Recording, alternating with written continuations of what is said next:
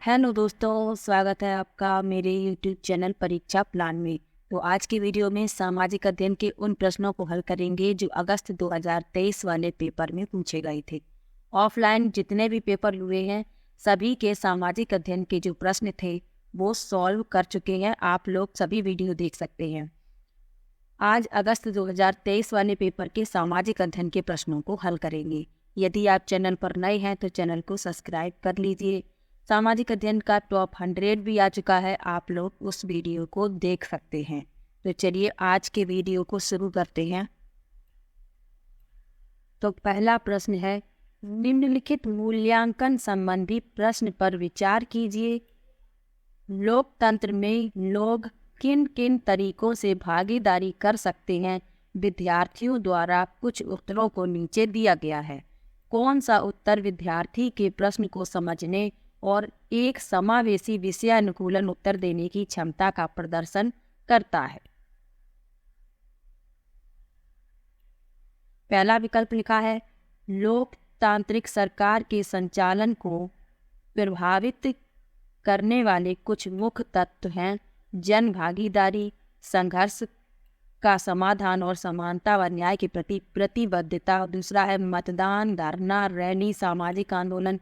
तीसरा है चुनाव में मतदान द्वारा और चौथा है लोकतंत्र में लोग चुनाव में मतदान द्वारा भागीदारी करते हैं। सभी सरकारें एक निर्धारित समय के लिए चुनी जाती हैं। भारत में यह अवधि 5 वर्ष की है। तो इस प्रश्न के लिए चौथा विकल्प सही है। लोकतंत्र में लोग चुनाव में मतदान द्वारा भागीदारी करते हैं। सभी सरकारें एक निश्चित समय के लिए चुनी जाती हैं। भारत में यह अवधि 5 वर्ष की है। चौथा विकल्प उसमें सही है। अगला प्रश्न है, निम्नलिखित मूल्यांकन संबंधी प्रश्न पर विचार कीजिए। साप्ताहिक बाजार और शॉपिंग मॉल में क्या अंतर है? विद्यार्थियों द्वारा लिखे कुछ उत्तर नीचे दिए गए हैं। किस उत्तर में विद्यार्थी अपनी तुलना अंतर कर पाने की क्षमता का प्रदर्शन करने में असफल दिखता है? पहला विकल्प लिखा है, साप्ताहिक बाजार में बिकने वाले सामान सस्ती दरों पर खरीदे जा सकते हैं, जबकि शॉपिंग मॉल में बिकने वाले सामान को केवल कुछ लोग ही वहन कर सकते हैं। दूसरा है, साप्ताहिक बाजार में स्थायी दुकानें नहीं होती, जबकि शॉपिंग मॉल में दुकानें लंबे समय तक रहती हैं। तीसरा है, साप्ताहिक बाजार ग्रामीण व शहरी दोनों क्षेत्रों में लगते हैं, जबकि शॉपिंग से बाजार होते हैं जो सप्ताह के किसी निश्चित दिन लगते हैं। जबकि शॉपिंग मॉल बहुमंजिला इमारतें होती हैं जिनमें भिन्न मंजिलों पर दुकानें होती हैं। तो प्रश्न में कहा गया है कि किस उत्तर में विद्यार्थी अपनी तुलना कर पाने की क्षमता का प्रदर्शन करने में असफल दिखता है? तो यह चौथा विकल्प है, जिसमें तुलना ठीक प्रकार से नहीं की जा रही है। चौथा विकल्प इसमें सही है। अगला प्रश्न देखते हैं। कक्षा 6 के कुछ विद्यार्थी प्रश्न करते हैं कि यदि पृथ्वी सपाट नहीं है तो मानचित्र कैसे समकुच सपाट दिखाते हैं? इस प्रश्न को संबोधित करने का सर्वश्रेष्ठ मार्ग क्या होगा?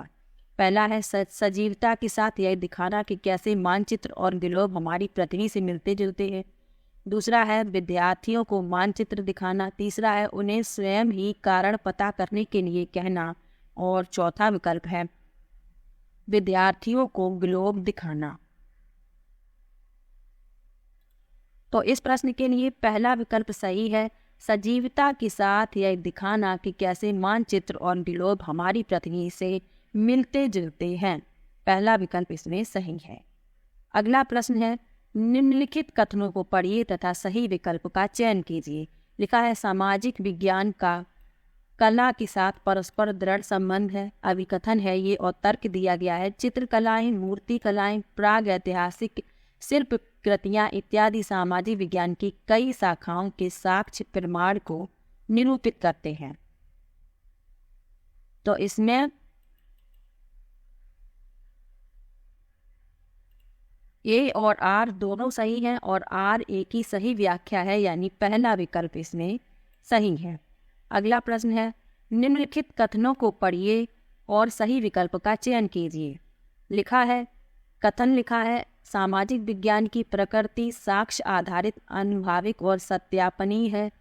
कथन भी लिखा है, इसका अध्ययन प्रायः एकल घटना के बहुल व्याख्यान की ओर ले जाता है।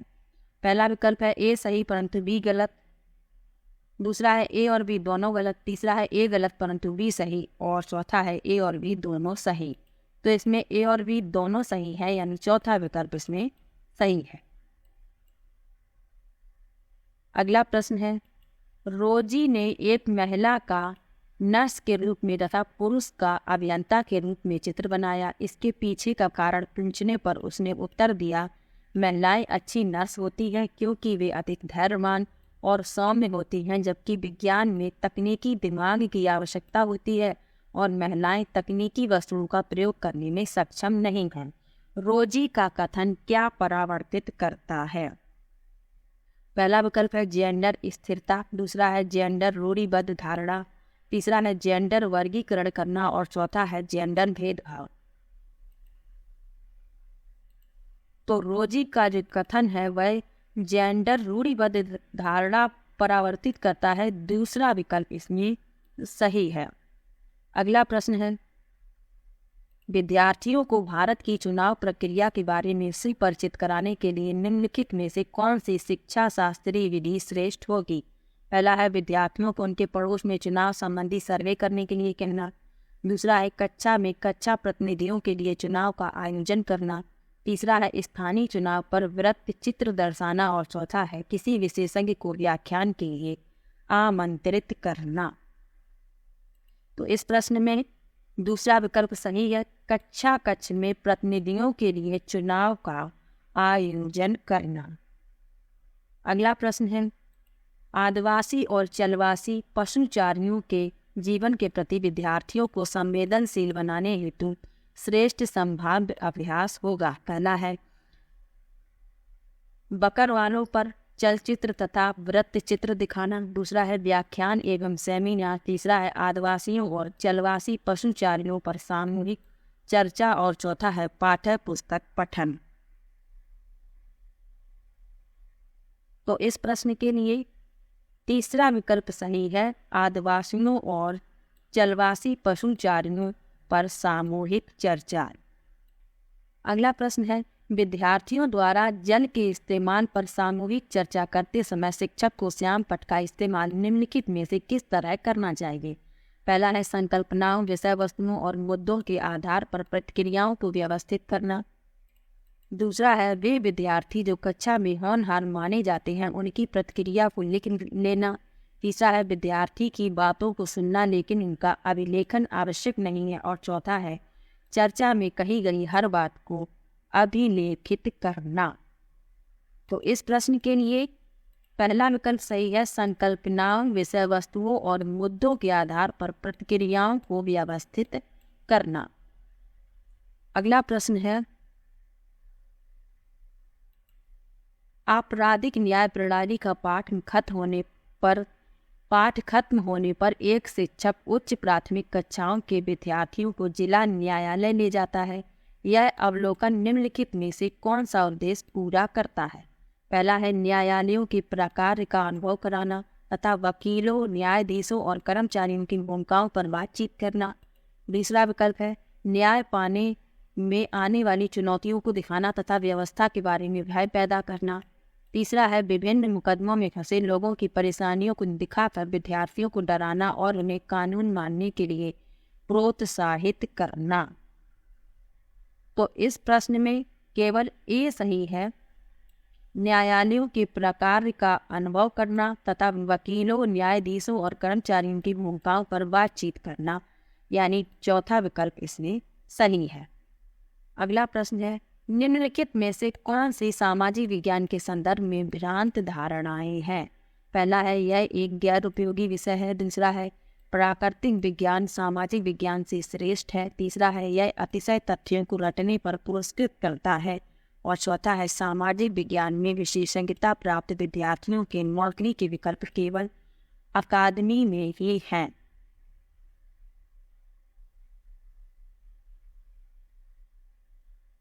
तो इसमें भ्रांत धारणाएं बतानी है, तो इसमें ए भी है, बी, सी, डी चारों ही भ्रांत धारणाएं हैं। इसका सी विकल्प इसमें यानी तीसरा विकल्प इसमें सही है।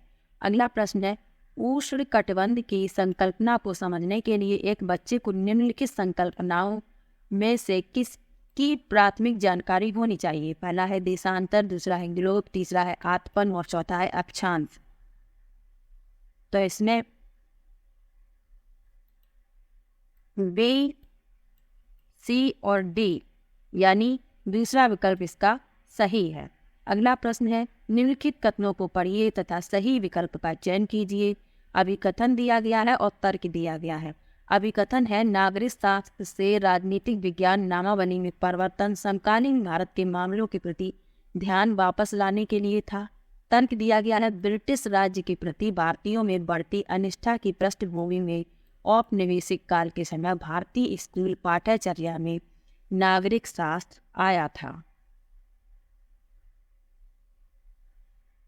तो इसमें ए और आर दोनों सही हैं और आर ए की सही व्याख्या है। चौथा विकल्प इसमें सही है।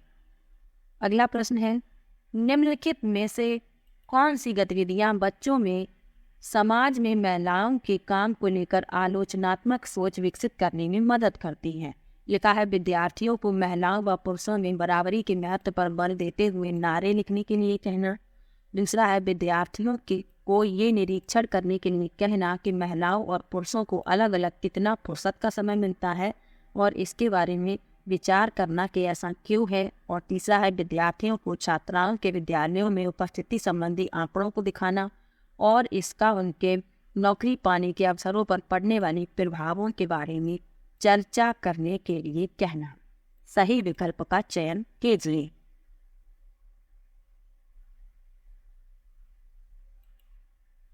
तो इसमें आलोचनात्मक सोच विकसित करती हैं, ये बताने हैं कि कौन से ऐसे विकल्प हैं जो आलोचनात्मक सोच विकसित करते हैं। तो बी है और सी है, यानी तीसरा विकल्प इसका उत्तर होगा। अगला प्रश्न है, शासन व्यवस्था के विषय में कक्षा लेते समय विद्यार्थियों में सामाजिक जागरूकता एवं आलोचनात्मक विचार कौशल दोनों विकसित करने के लिए निम्नलिखित में से किस प्रश्न को पूछा जा सकता है? पहला है, राजतंत्र और लोकतांत्रिक सरकार के बीच के 3 अंतर सूचीबद्ध कीजिए। दूसरा है, लोकतांत्रिक सरकार की क्या विशिष्टताएं होती हैं? तीसरा है, हमने देखा कि महामारी के दौरान स्वास्थ्य व्यवस्था का बोझ चिकित्सकों और अगुआ स्वास्थ्य कर्मियों के विषम रूप से ज़्यादा पड़ा। क्या आपके विचार में बेहतर सेवा शर्तों की मांग को लेकर सरकार के समक्ष उनका प्रदर्शन करना जायज़ है? अपने उत्तर का समर्थन कारा सहित कीजिए। और चौथा विकल्प है, आपने यह देखा कि वर्षा ऋतु में जब भी बारिश होती है आपके घर के आसपास जल जमाव हो जाता है। आप अपने पड़ोसियों के साथ मिलकर इस समस्या का समाधान निकालने का फैसला करते हैं।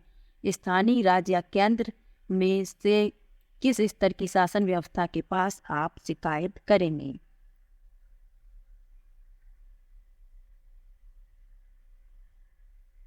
तो इस प्रश्न में तीसरा विकल्प सही होगा। अगला प्रश्न देखते हैं, एक शिक्षिका अपनी पाठ योजना के लिए अपेक्षित अधिगम उद्देश्य इस प्रकार लिखती है। विद्यार्थी साप्ताहिक बाजार की तुलना में शॉपिंग कॉम्प्लेक्स के साथ करने में सक्षम होंगे। इस उद्देश्य के लिए विद्यार्थियों को अपना प्रदर्शित करने की आवश्यकता होगी। पहला विकल्प है अनुप्रयोग, दूसरा विकल्प है समझ, तीसरा विकल्प है विश्लेषण और चौथा विकल्प है ज्ञान। इस प्रश्न के लिए तीसरा इसका सही है, विश्लेषण। तीसरा विकल्प इसमें सही है। अगला प्रश्न है, विद्यार्थियों की भारतीय संघवाद की समझ व सराहना की जांच के लिए निम्नलिखित में से कौन सा मूल्यांकन प्रश्न सर्वाधिक उपयुक्त है? पहला है, राज्य के 3 अंगों विधायिका, कार्यपालिका और न्यायपालिका पर संक्षिप्त विवरण लिखिए। दूसरा है, शासन व्यवस्था के 3 स्तर कौन से हैं, उनके क्या कार्य हैं? तीसरा है, आपके विचार में क्या होता यदि हमारी राज्य और स्थानीय शासन व्यवस्था नहीं होती और सभी फैसले केंद्र से लिए जाते? और चौथा है, संघवाद को परिभाषित कीजिए। तो इस प्रश्न के लिए तीसरा विकल्प सही है। आपके विचार में क्या होता यदि हमारी राज्य और स्थानीय शासन व्यवस्था नहीं होती और सभी फैसले केंद्र से लिए जाते? अगला प्रश्न है, मूल्यांकन संबंधी निम्नलिखित प्रश्न पर विचार कीजिए। एक लोकतांत्रिक देश को संविधान की जरूरत क्यों होती है? पहला है, निम्नलिखित में से कौन सा उत्तर दर्शाता है कि विद्यार्थी ने प्रश्न को समझा नहीं? अब है विकल्प। पहला विकल्प है, विद्यार्थी से संविधान यह सुनिश्चित करता है कि कोई प्रबल समूह अशक्त समूह पर अपनी शक्ति का प्रयोग न करे। विद्यार्थी बी, संविधान हमें एक नियमावली देता है जिसके आधार पर देश का शासन किया जाता है। विद्यार्थी बी कहता है, संविधान में वे नियम समाविष्ट हैं जो सुनिश्चित करते हैं कि अल्पसंख्यक उस किसी भी चीज से वंचित ना हो जो बहुसंख्यक को नित्य उपलब्ध है। और विद्यार्थी ए कहता है, संविधान उन नियमों को पेश करता है जो हमारे राजनीतिक नेताओं द्वारा सत्ता के दुरुपयोग से रक्षा करते हैं। तो इसमें पूछा गया है कि निम्नलिखित में से कौन सा उत्तर दर्शाता है कि विद्यार्थी ने प्रश्न नहीं समझा है? तो वह चौथा है, संविधान उन नियमों को पेश करता है जो हमारे राजनीतिक नेताओं द्वारा सत्ता के दुरुपयोग से रक्षा करते हैं। अगला प्रश्न है, निम्नलिखित कथनों को पढ़िए तथा सही विकल्प का चयन कीजिए। अभिकथन दिया गया है, कारण दिया गया है। अभिकथन है, विद्यार्थियों को चित्रों द्वारा दुनिया के अलग अलग क्षेत्रों की भिन्न भिन्न प्रकार की वनस्पतियों के बारे में समझाने हेतु कतरन रजिस्टर एक कारगर तरीका है। कतरन रजिस्टर यानी स्क्रैप बुक। और कारण दिया गया है, एक कतरन रजिस्टर का मूल्यांकन उसमें इस्तेमाल विभिन्न सामग्रियों के मूल्य के आधार पर किया जाना चाहिए। तो इसमें ए तो सही है अभिकथन, परंतु आर गलत है, यानी पहला विकल्प उसमें सही है। अगला प्रश्न है, विद्यार्थियों के तथ्यात्मक ज्ञान की जांच के लिए किस तरह के प्रश्न पूछे जा सकते हैं? पहला है पारिभाषिक शब्दावली का ज्ञान, दूसरा है वर्गीकरण और श्रेणियों का ज्ञान, तीसरा है रणनीतिक ज्ञान और चौथा है विषय विशेष कौशल का ज्ञान। तो इस प्रश्न के लिए पहला विकल्प सही है, पारिभाषिक शब्दावली का ज्ञान। अगला प्रश्न है, यदि ग्रीनिच यामोत्तर समय दोपहर के 12 बजे है तो 45 अंश पूर्व देशांतर का क्या समय होगा? तो इस प्रश्न के लिए दूसरा विकल्प सही है, 3 बजे अपराह्न। अगला प्रश्न है, तटीय क्षेत्रों में समुद्री गुफाएं बनती हैं, समुद्री गुफाओं के निर्माण के लिए उपयुक्त कारण का चयन कीजिए। पहला है तरंगों द्वारा अपर्दन एवं निक्षेपण, दूसरा है पवन अपर्दन, तीसरा है मानव निर्मित गतिविधि और चौथा है शैलों का गिरना। तो इस प्रश्न में पहला विकल्प सही है, तरंगों द्वारा अपर्दन एवं निक्षेपण, इसी के द्वारा तटीय क्षेत्रों में समुद्री गुफाएं बनती हैं। अगला प्रश्न है, स्थान परिवर्तन से प्राकृतिक वनस्पति में भी परिवर्तन होता है, सदाबहार वृक्ष भूमध्यवर्ती प्रदेश के समीप ही क्यों उगते हैं? निम्नलिखित में से उपयुक्त कारण का चयन कीजिए। लिखा है मध्य तापमान और मध्य वर्षा, दूसरा है भारी वर्षा और उच्च तापमान, तीसरा है निम्न वर्षा और उच्च तापमान और चौथा है मध्य वर्षा और निम्न तापमान। तो इस प्रश्न में दूसरा विकल्प सही है, भारी वर्षा और उच्च तापमान। अगला प्रश्न है, अक्षांशों के बारे में निम्नलिखित कथनों पर विचार कीजिए। निम्नलिखित में से कौन सा सही है? पहला है उत्तर ध्रुवीय वृत्त विषुवत रेखा के 23.5 अंश उत्तर में स्थित है, दूसरा है मकर रेखा दक्षिणी गोलार्ध से होकर गुजरती है, तीसरा है दक्षिण ध्रुवीय वृत्त विषुवत रेखा के 23.5 अंश दक्षिण में स्थित है और चौथा है कर्क रेखा दक्षिणी गोलार्ध से होकर गुजरती है। तो इसमें दूसरा विकल्प सही है, मकर रेखा दक्षिणी गोलार्ध से होकर गुजरती है। अगला प्रश्न है, ग्लोब को 2 बराबर भागों में बांटने के लिए खींची गई काल्पनिक रेखा को कहा जाता है। पहला विकल्प है विषुवत रेखा, दूसरा है मकर रेखा, तीसरा है उत्तर ध्रुवीय वृत्त और चौथा है कर्क रेखा। तो ग्लोब को 2 बराबर भागों में बांटने के लिए जो काल्पनिक रेखा खींची गई है उसे विषुवत रेखा कहते हैं। पहला विकल्प इसमें सही है।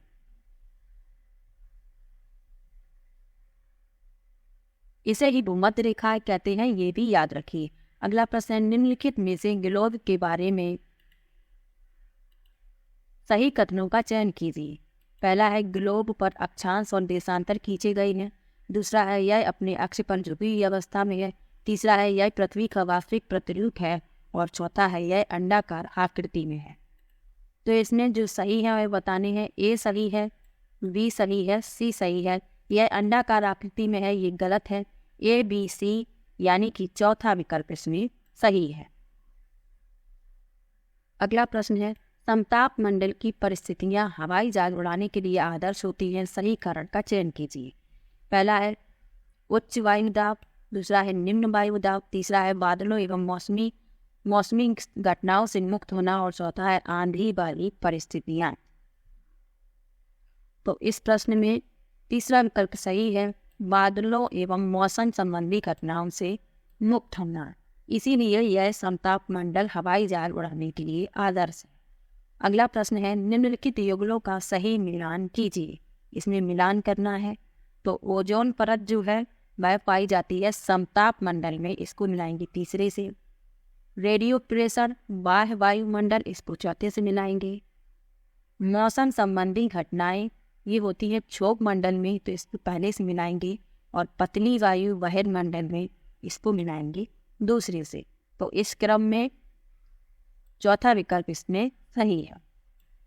अगला प्रश्न है, गल्फ स्ट्रीम महासागरीय गर्म महासागरीय जलधारा है क्योंकि ये, पहला विकल्प है ध्रुवों से मध्य रेखा की ओर चलती है, दूसरा है अंतर्भ्रंश से गर्म होती है, तीसरा है गर्म पानी के झरनों द्वारा गर्म होती है और चौथा है मध्य रेखा के निकट उत्पन्न होती है।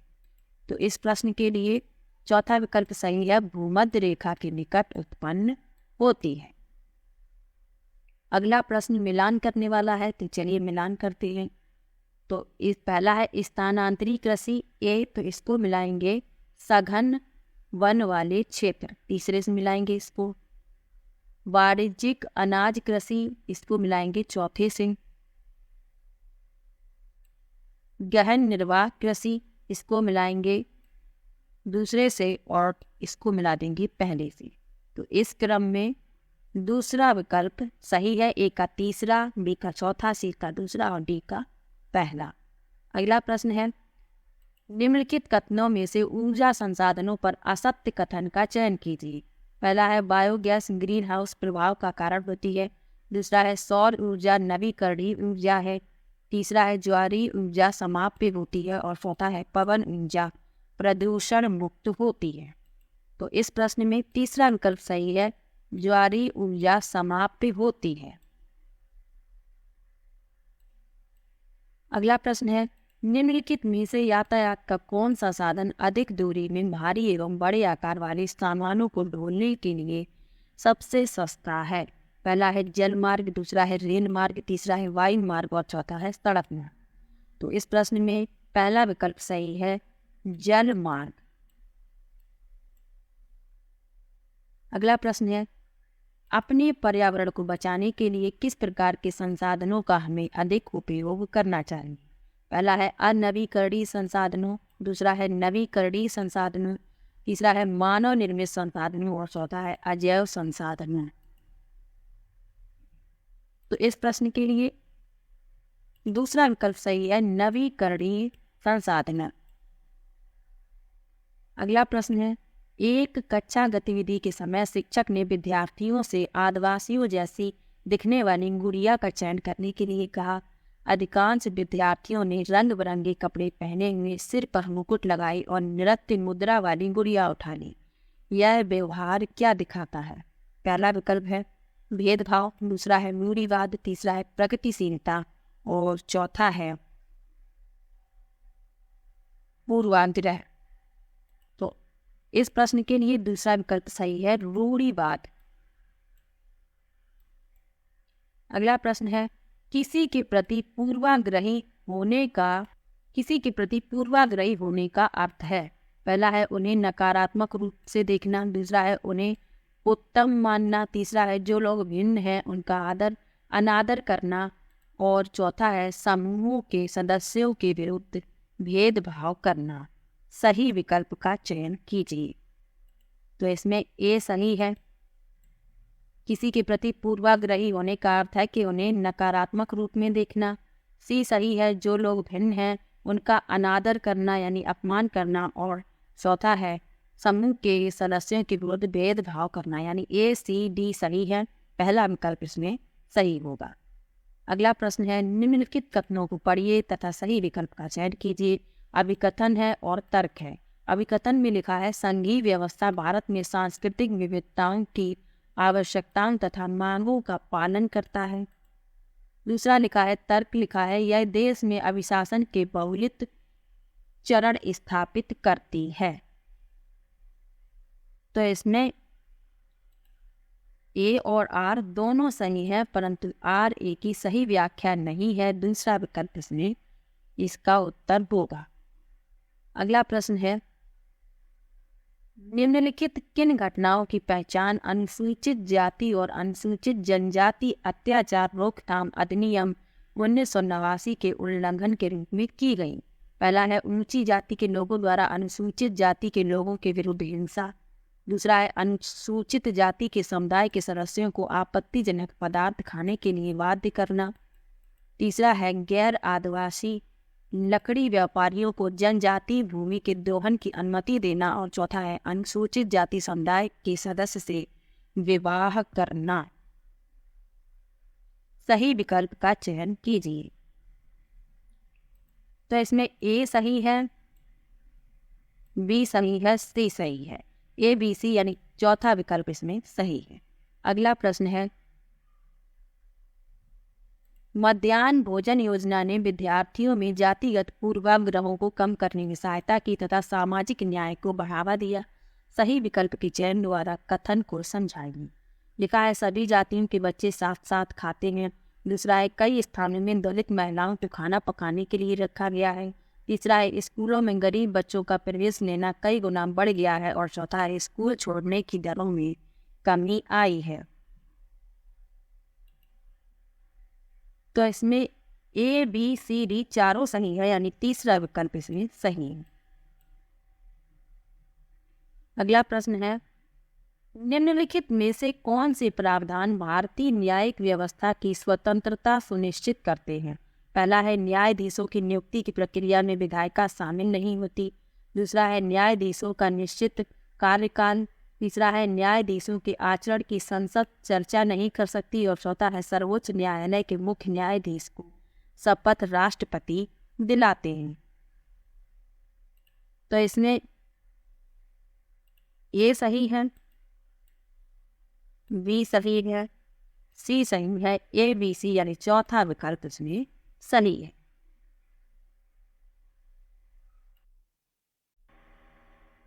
अगला प्रश्न है, ऑफिस जाने वाली महिला जिसे वेतन एवं सम्मान मिलता है द्वारा निष्पादित ऑफिस संबंधी काम की तुलना में घरेलू महिला द्वारा निष्पादित काम अनदेखा तथा आदत जाता है, इसके पीछे के संभाव्य कारण की जांच कीजिए। लिखा है, कार्यालयी महिला का अतिमूल्यन। दूसरा है, घरेलू काम के लिए कम समय लगना। तीसरा विकल्प है, भारतीय समाज की पितृक व्यवस्था। और चौथा है, घरेलू काम का अवमूल्यन। तो इस प्रश्न में चौथा विकल्प सही है, घरेलू काम का अवमूल्यन। अगला प्रश्न है, भारतीय नागरिकों को अनुदत्त किस मौलिक अधिकार की परिधि के अंतर्गत सर्वोच्च न्यायालय ने भोजन के अधिकार, निजता के अधिकार तथा प्रदूषण मुक्त जल एवं वायु के अधिकार की व्याख्या की है? पहला विकल्प है अनुच्छेद 21, दूसरा है अनुच्छेद पहला विकल्प है अनुच्छेद 19, दूसरा विकल्प है अनुच्छेद 21, तीसरा है अनुच्छेद 14 और चौथा है अनुच्छेद 20। तो इस प्रश्न में दूसरा विकल्प सही है, अनुच्छेद 21। अगला प्रश्न है, भारतीय धर्मनिरपेक्षता अमेरिकी धर्मनिरपेक्षता से भिन्न है। दोनों के बीच में भेदों की पहचान करने वाले सही विकल्पों की निम्नलिखित में से पहचान कीजिए। पहला विकल्प लिखा है, अमेरिका में राज्य और धर्म में से कोई भी एक दूसरे के मामलों में हस्तक्षेप नहीं कर सकता। दूसरा है, भारतीय संविधान में अल्पसंख्यकों के अधिकारों की सुरक्षा का प्रावधान है। तीसरा है, अमेरिका और भारत दोनों भी राज्य के मामलों और धार्मिक मामलों में स्पष्ट पृथकीकरण बनाए रखते हैं। और चौथा है, अमेरिका में भारत के विपरीत राज्य धार्मिक सुधारों की अनुमति दे सकता है। तो इसमें ए सही है और बी सही है।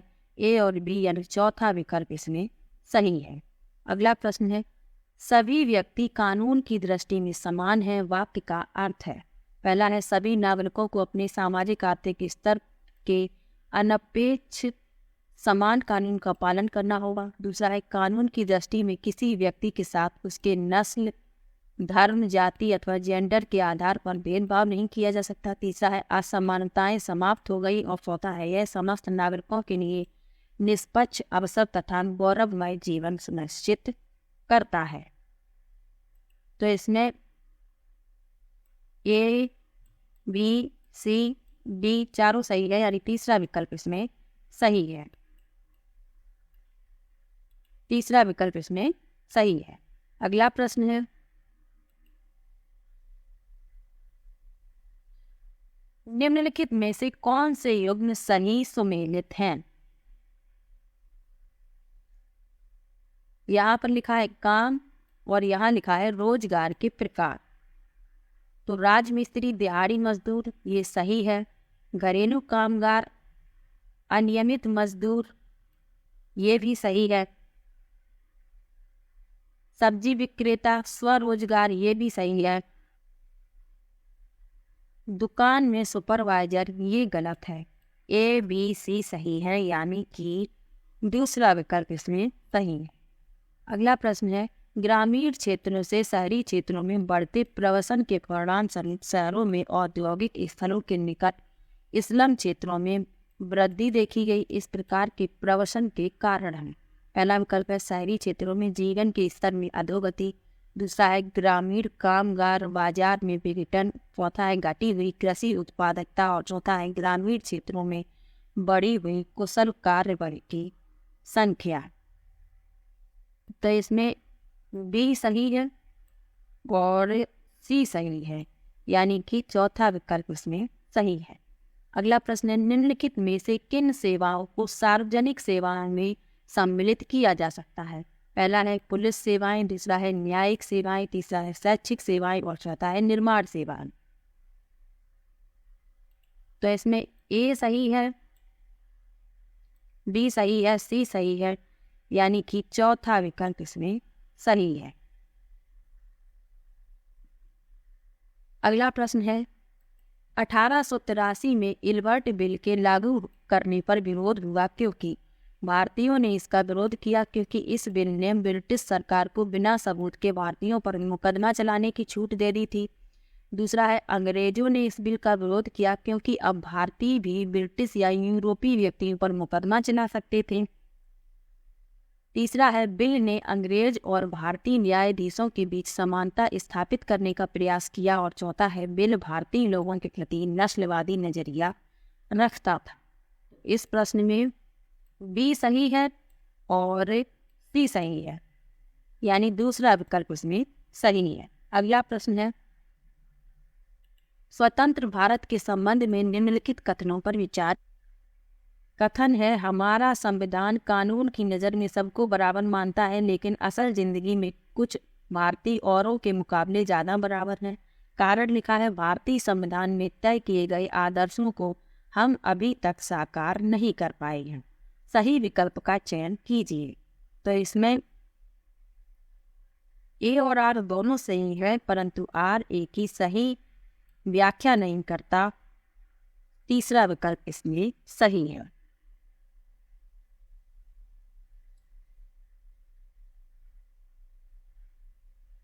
अगला प्रश्न है, नीचे दो कथन ए और बी खिलाफत आंदोलन के संदर्भ में है।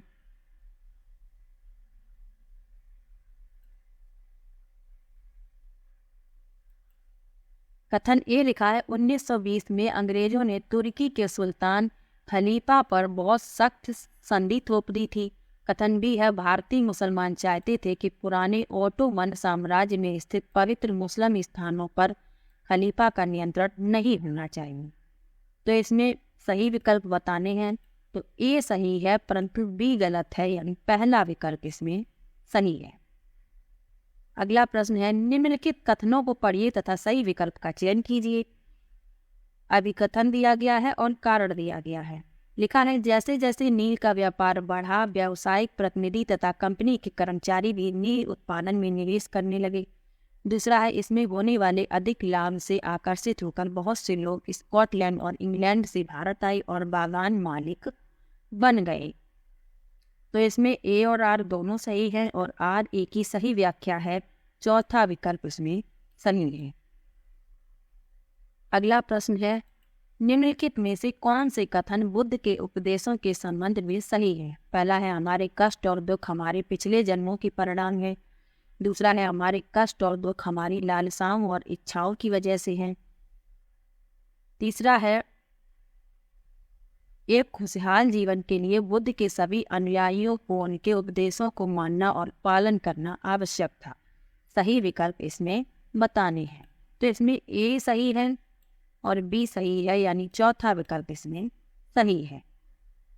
अगला प्रश्न है 16वीं और 17वीं शताब्दियों में यूरोपीय बाजारों में भारतीय कपड़ों की मांग में तेजी आने से भारत के बुनकरों में निम्नलिखित परिवर्तन आए। पहला है अधिकाधिक लोगों ने कताई, धुलाई और रंगाई का धंधा अपना लिया।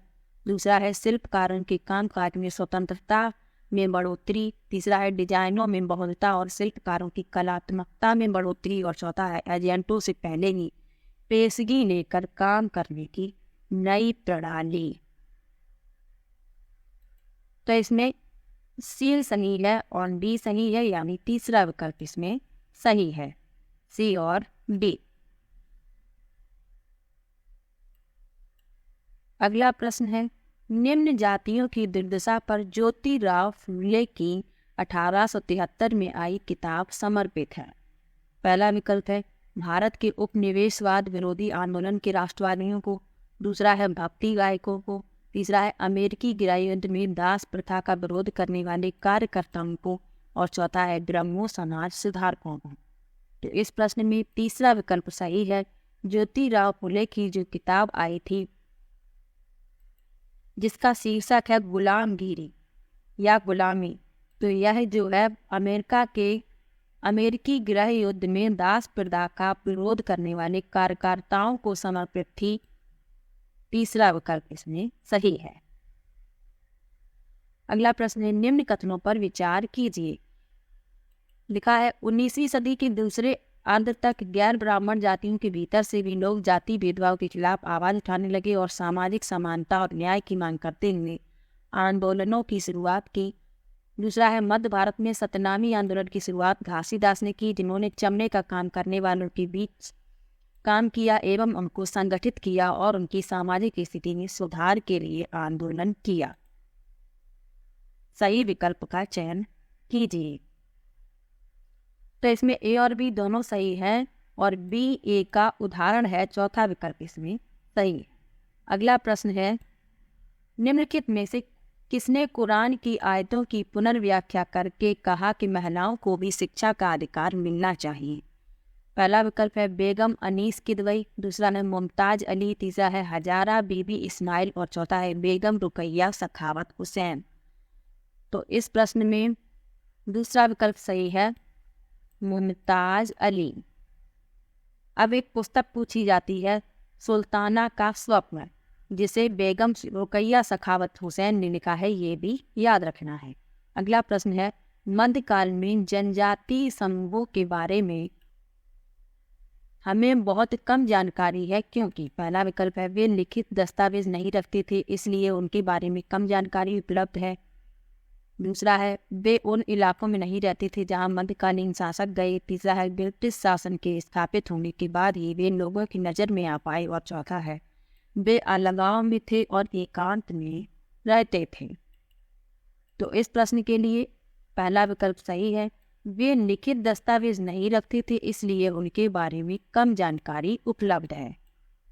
अगला प्रश्न है खुदा की रचना के खाते में उसका ब्यौरा चूंकि मर्दों की सूची में नहीं आता इसलिए इतनी शानदार खूबियों से भी उसे आखिर हासिल क्या हुआ? यह लेखांश 13वीं शताब्दी में किसके लिए लिखा गया था? पहला विकल्प है दिद्दा। दूसरा विकल्प है रजिया। तीसरा विकल्प है गौतमी और चौथा विकल्प है रुद्रमा देवी। तो इस प्रश्न में दूसरा विकल्प सही है रजिया। अगला प्रश्न है 12वीं शताब्दी में प्रयुक्त प्रौद्योगिकी के संबंध में निम्नलिखित में से कौन से कथन सही है। पहला है मेहराबों का निर्माण अधिरचना के भार को स्थानांतरित करने के लिए किया जाता था। दूसरा है मेहराब का मध्य भाग आधारशिला कहलाता था। तो इसमें सिर्फ ए सही है, यानी केवल ए।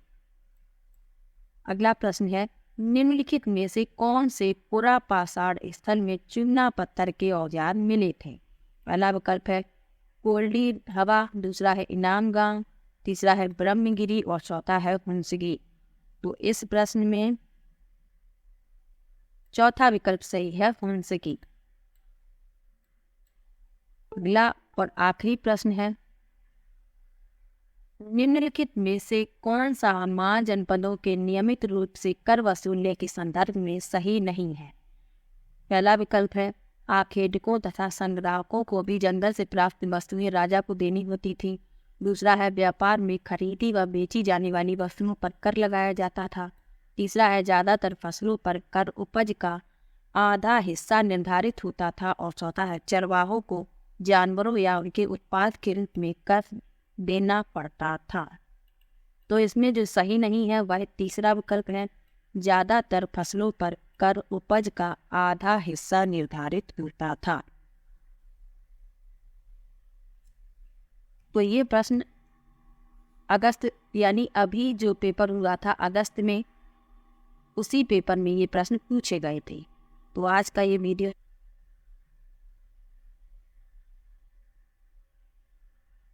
वीडियो कैसा लगा कमेंट बॉक्स में ज़रूर बताइएगा। वीडियो को लाइक, चैनल को सब्सक्राइब करना मत भूलिएगा। मिलते हैं एक और नई वीडियो के साथ। तब तक के लिए बाय बाय।